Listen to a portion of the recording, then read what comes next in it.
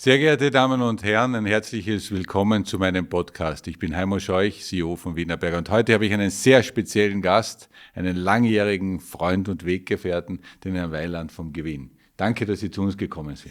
Sehr gerne, und ich habe das neue Gebäude, muss ich gestehen, zum ersten Mal betreten, habe mich von Beginn an ehrlicherweise wohlgefühlt. Ich habe das Ambiente gut gefunden mit den Ziegeln und auch die Proportionen wirken gut. Es war ja Covid dazwischen, wo das Haus nicht sehr besiedelt wahrscheinlich war, aber wenn man reinkommt, das passt. Danke, das ist sehr, sehr nett von Ihnen, und in der Tat, wir haben gerade vor Covid damals das neue Gebäude bezogen, und das hat eigentlich auch einen Vorteil gehabt, dass es von einigen von uns genützt werden konnte, auch während dieser schweren Zeit, weil wir alles so vorgesehen haben, dass wir relativ frei hier arbeiten können, Distanzen einhalten, und das ein sehr gesunder und sehr ergonomischer Gebäude ist. Ich wollte Ihnen nur zuerst eine sehr persönliche Frage stellen, weil ich kenne ja Ihre Leidenschaft. Wie wird der Wein 2022? Er wird gut. Er wird kein Jahrhundertwein werden, aber die Daten passen. Die Menge wird etwas geringer sein, weil doch eine Trockenperiode dazwischen war. Wir haben das Glück gehabt, dass wir rechtzeitig die Weinlese gemacht haben und die nächste Fäulnisperiode nicht mitgemacht haben, was immer ganz wichtig ist. Das kriegen Sie nicht mehr raus. Also das Match haben wir gewonnen und wir sind sehr zuversichtlich. Aber es ist so, dass die letzten Jahre schon eine hervorragende Qualität gebracht haben, und wir werden sehen, wie der Jahrgang, wenn er ein bisschen gelegen ist schon, sich da im Match mit den anderen macht. Dann freuen wir uns schon drauf im nächsten Jahr wieder, ja? Im Frühjahr oder im Sommer, wenn wir... Ich habe den Besuch sehr genossen mit Ihnen. Es war ein traumhafter Tag, haben Sie gut gemanagt vom Wetter mit her. Blick auf Wien. Ja, mit Blick genau. auf Wien. Ja. Und da haben wir sehr viel gesprochen über die Wirtschaft, die Politik, die Entwicklung auch der Finanzmärkte und vielleicht auch jetzt ein bisschen zu ernsteren Themen. Wie sehen Sie die derzeitige Entwicklung in diesem Land, was die Wirtschaft betrifft und den Standort Österreich? Gemischt. Ich bin nicht so pessimistisch wie die meisten, die Prognosen beruflich erstellen. Da ist die Ansage, wird 0,2% oder sowas werden und alles wird schwierig und überhaupt weiß man nichts Genaues. Natürlich wissen wir alle nicht, was das nächste Jahr vor allem politisch bringt. Ich bin eher optimistischer, wenn ich mir die Ergebnisse der Firmen anschaue. Es sind sehr viele, die sehr gute Bilanzen haben. Das gilt jetzt einmal für 2022. Ob das nächste Jahr so ist, wahrscheinlich nicht mehr in der gleichen Weise. Mit der gleichen Gewinndynamik wird das nicht gehen. Aber die Firmen sind zum Unterschied von der Finanzkrise gut, die meisten gut finanziert, haben ein Modell, eine Strategie, die durchaus auch in schwierigeren Zeiten beständig sein kann. Ich glaube, dass die österreichische Wirtschaft und die Unternehmer besser sind, als so die Allgemeinheit den Eindruck hat. Über andere Dinge redet man viel mehr, ob ein goldenes Klavier angemessen ist und Ähnliches, aber über jene Jobs, die essentiell sind für den Wohlstand eines Landes, hört man weniger. Da bin ich im Grunde etwas optimistischer, vorausgesetzt, wir erleben nicht einen Supergau. Weil wir haben im Frühjahr gesehen, nach 2 Jahren Covid ist es aufgegangen. Die Leute waren wieder optimistisch. Und dann kam die Ukraine. In der Zwischenzeit hat sich das ein bisschen normalisiert, kann man nicht sagen, stabilisiert in der Auseinandersetzung. Bleibt aber eine Bedrohung. Die Energiemärkte, auf das werden wir sicher zu sprechen kommen, bleiben ein Unsicherheitsfaktor. Also ich glaube, die Manager haben noch nie so eine spannende Periode gehabt mit so vielfältigen Herausforderungen. Das ist nicht eine Bedrohung, ein Wechselkurs oder eine Pandemie, sondern es sind mehrere Faktoren zugleich. Und das erfordert eine gewisse Sportlichkeit. Umso erstaunlicher ist es für mich, nicht erstaunlicher, aber erfreulicher, wenn ich mir die jüngsten Ergebnisse der Wienerberger jetzt angesehen habe, sind die eigentlich ausgezeichnet und fast als würde rundherum schön Wetter sein. Ist es aber nicht. Das ist in der Tat so, und das kann ich nur bestätigen. Wir sind natürlich mit zunehmenden Herausforderungen konfrontiert. Die reichen von der politischen Bühne, wie Sie sie geschildert haben, auch zur energetischen, nämlich die Versorgung, Preis etc., Lieferketten, aber auch natürlich eines politischen Umfeldes. dem wir uns auch nicht entziehen können. Und ich glaube, das haben Sie sehr schön formuliert. Wir in der Wirtschaft stellen uns relativ rasch ein auf neue Gegebenheiten. Wir müssen es ja auch tun.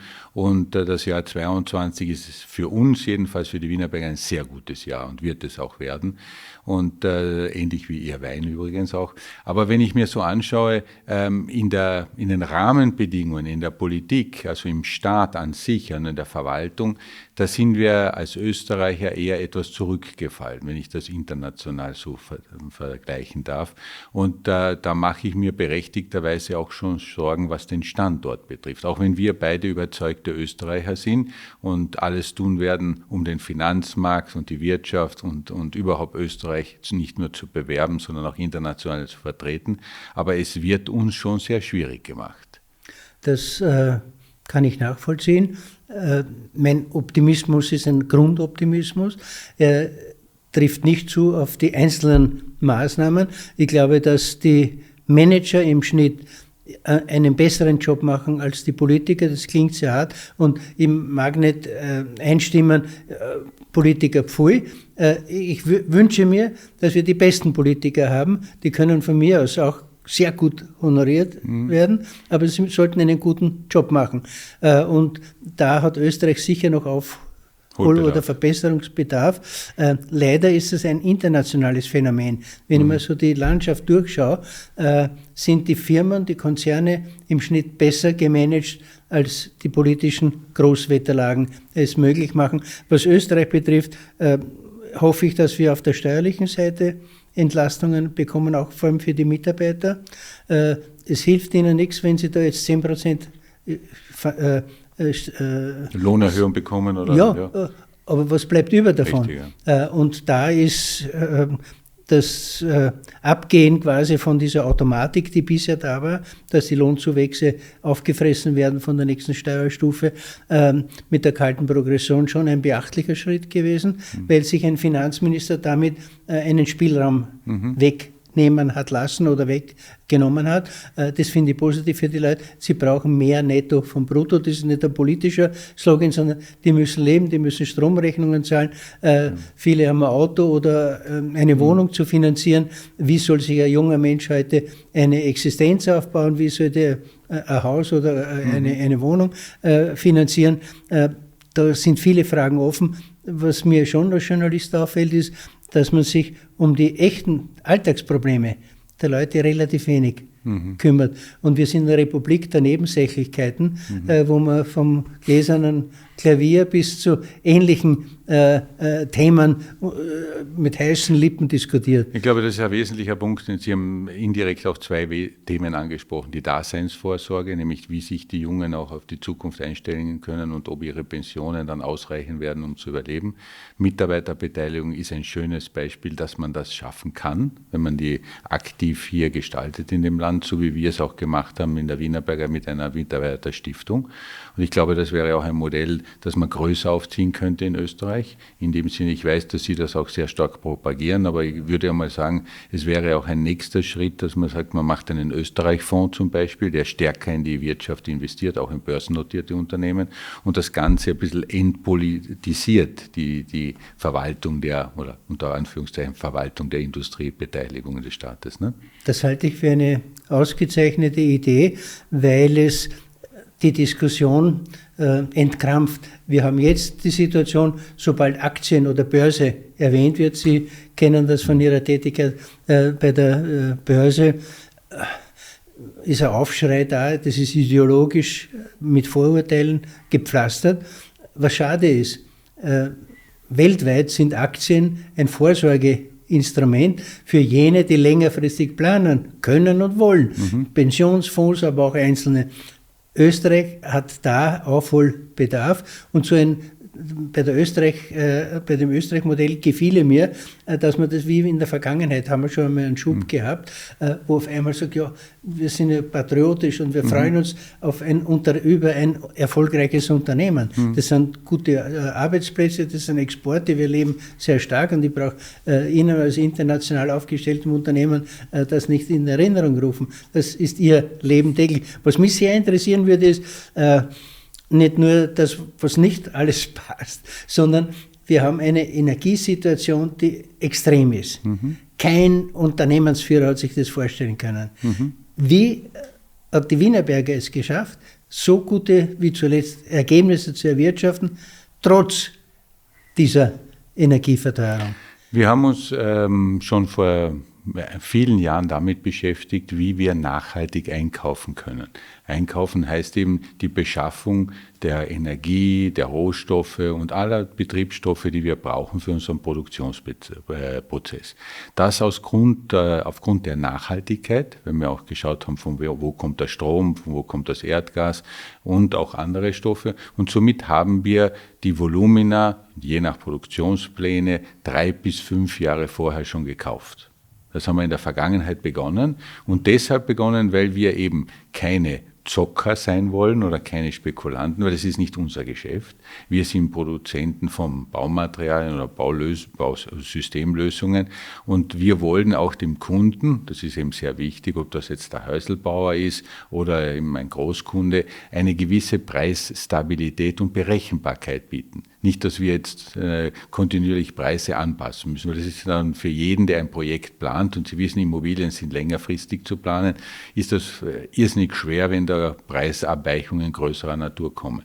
Wir konnten das nicht voraussehen, wie Sie richtig sagen, den Ukraine-Krieg, diese Auswirkungen auf die Energiepreise, das konnten wir nicht. Wir hatten nur das Glück, wenn ich das so sagen darf, des Tüchtigen aus der Vergangenheit, diese langfristigen Verträge zu haben. Das heißt, den größten Teil unserer Verbräuche schon vorher gekauft zu haben. Wir haben nicht jetzt Optionen gekauft oder sowas, sondern wirklich die Volumina eingekauft. Und das kann man ja machen. Und das war zum Beispiel auch eine Diskussion, die ich mit österreichischen Regierungsvertreterinnen und Vertretern hatte, dass man sagt, geht es doch in eine Art Planung für die Zukunft, damit ihr Österreich auch helft und kauft langfristig. Es ist ja nicht so, dass man nur alles kurzfristig machen soll. Die Argumente kennen Sie natürlich ähnlich, Budget, Restriktionen und andere. Nur hätte sich das auch schon in den letzten 8, 9 Monaten 3- oder 4-mal zurückbezahlt, wenn man das gemacht hätte.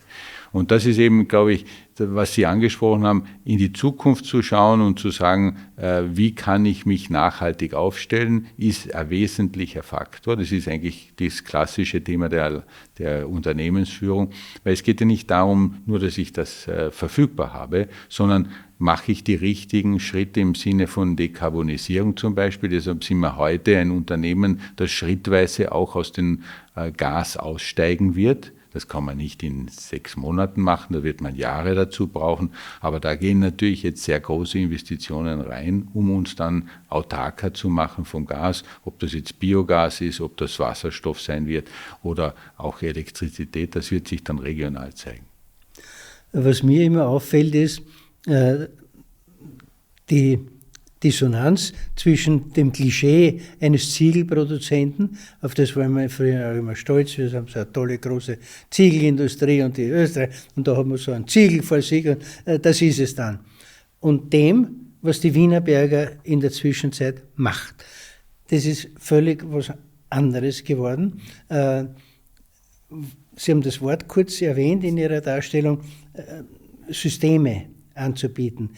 Mir fällt auf, enorm viele Innovationen, also nicht sagen, Ziegel ist Ziegel und irgendwie wird es schon weitergehen, sondern da immer wieder Verbesserungen, Neuheiten zu bringen, die auch preiswürdig sind für den Käufer und wo ich auch was durchsetzen kann, plus ein Systemanbieter zu werden, dass er nicht nur 3 Ziegel kauft von mir, sondern eben ein System. Und das setzt sehr viel Weitblick voraus und ich glaube, da haben Sie auf die richtigen Pferde gesetzt.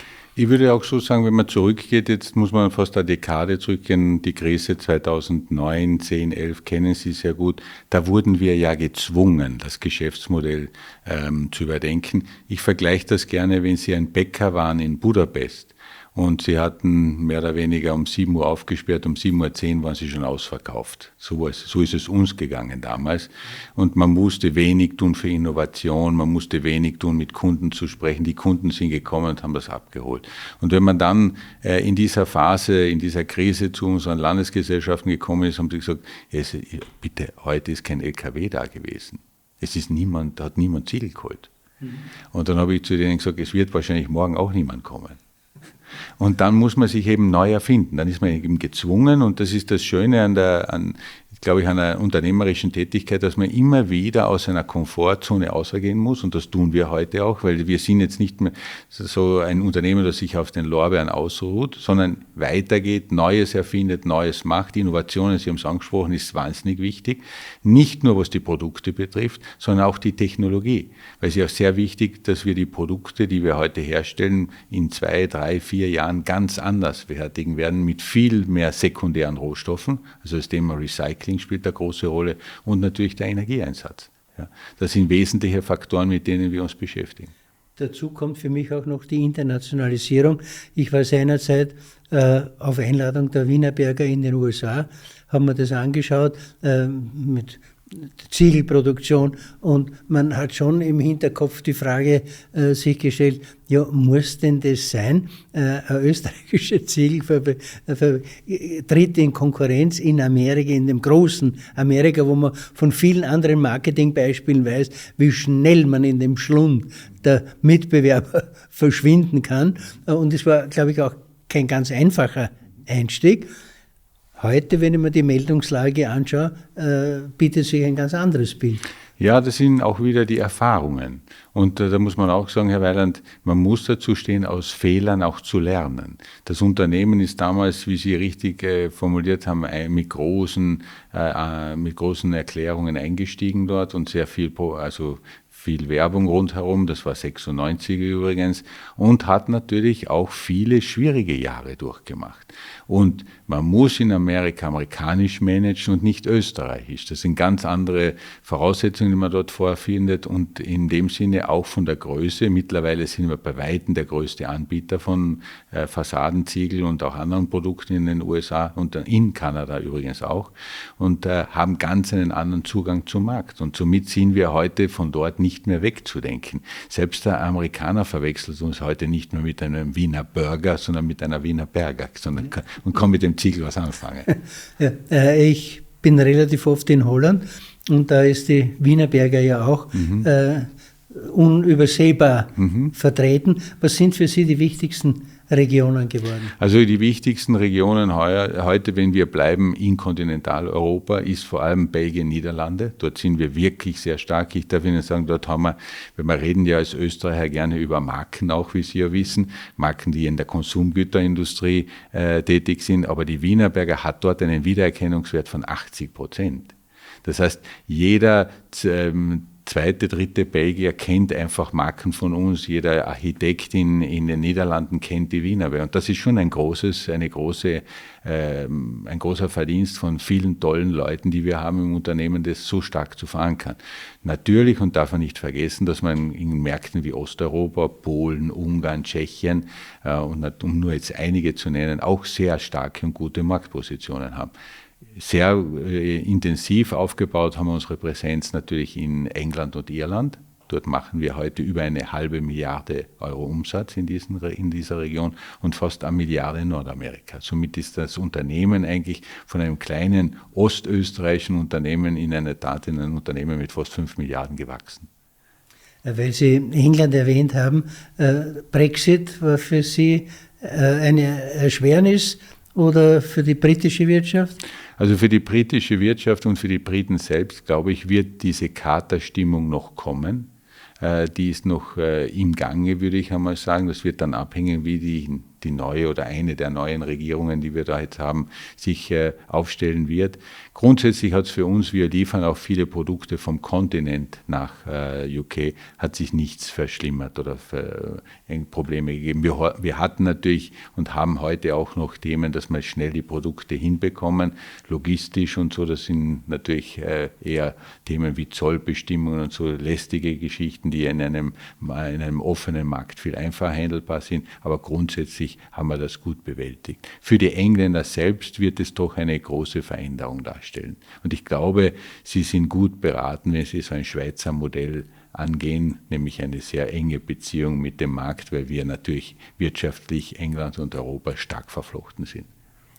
Wenn wir über Politik gesprochen haben, Unterschied Management, politische Entscheidungsträger, was sind die 3 größten Wünsche, die Sie hätten an die politische an die Regierung jeweils.